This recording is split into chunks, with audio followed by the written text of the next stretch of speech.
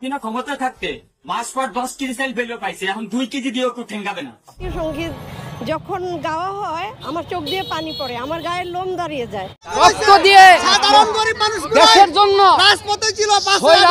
শেখ হাসিনা আগে যেরকম রাষ্ট্র চালাইছে ওরকম চালাক। আপনি তাহলে শেখ হাসিনাকে আসতে বলছেন? হ্যাঁ, আসলে ভালো হইব। কোটি কোটি টাকা এখানে উঠলো, এই টাকাগুলো কি হলো, কার কাছে আছে এবং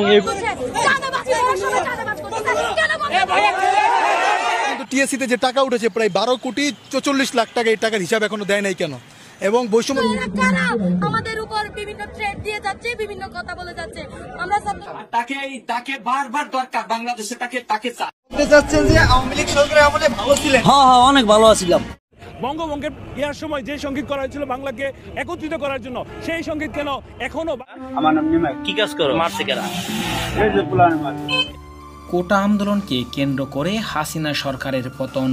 হাসিনা সরকার পদত্যাগের 1 মাস যেতে না যেতেই সাধারণ মানুষের মধ্যে সৃষ্টি হয়েছে বিরূপ প্রতিক্রিয়া।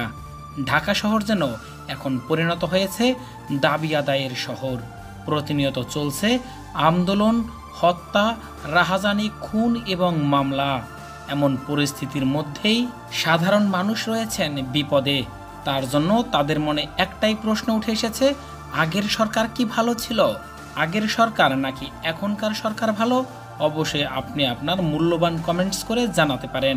আর আপডেট নিউজ সম্পর্কিত সব ধরনের তথ্য পেতে আমাদের পাশে থাকুন। সবাই ভালো থাকুন, সুস্থ থাকুন।